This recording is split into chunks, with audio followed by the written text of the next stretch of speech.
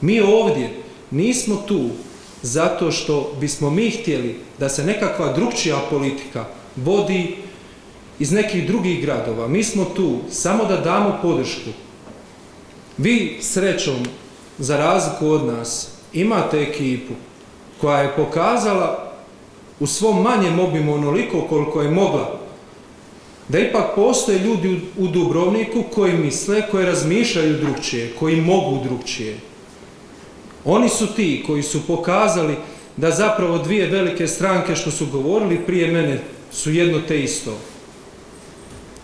Mislim da ste klasičan primjer onoga što smo mi u Metkoviću pokušavali cijelo vrijeme dokazati. U vas se to sve na kraju vidjelo, znači sve je izašlo na vidjelo. Još uvijek vrijedi sintagma dubrovački dogovor.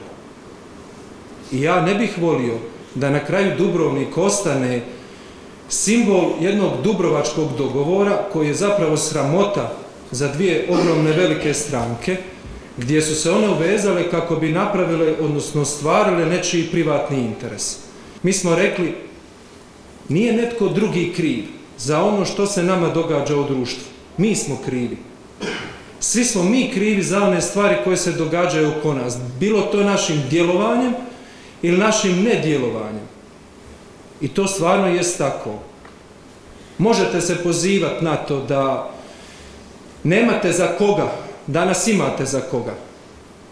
Ne možete se pozivati da u trenutku kada ne izađete na izbore da ste zapravo podržali tišinu. Tišina je zapravo podržala one koji su manje sposobni od vas. To znači da ste bili krivi za ono što se događalo u Dubrovniku. Svi se brinu s kim će ići u koaliciju, ne bili zasjeli u te famozne fotelje, a onda kad sjednu im treba jedno pola godine do godinu da bi shvatili što trebaju raditi, pa onda krenu sa razvojnim strategijama, pa onda dođu negdje do 3. godine mandata i onda ide priprema za nove izbore. I to vam je ciklus, to su vam 4 godine. Jer za mene nije dostojanstvo živjeti u gradu u kojem je dosad stolovao osuđeni kriminalac i u kojem se taj isti kriminalac pokušava kandidirati i mogao bi dobiti. Ako vi ne izađete, ako vi ne napravite ono što trebate napraviti. Mislim da je konačno došlo vrijeme, da je sazrelo vrijeme da Dubrovčani pokažu da mogu ići drugčijim načinom, da im nije stalo do toga da netko drugi upravlja njihovim novcem na način kako to njemu odgovara, a ne na uslugu građanima. Uzmite bilo kojeg analitičara, bilo kojeg makroekonomskog stručnjaka, pa neka vam procijeni na temelju onoga kako se grad Dubrovnik razvija, gdje će grad Dubrovnik biti za 10 godina.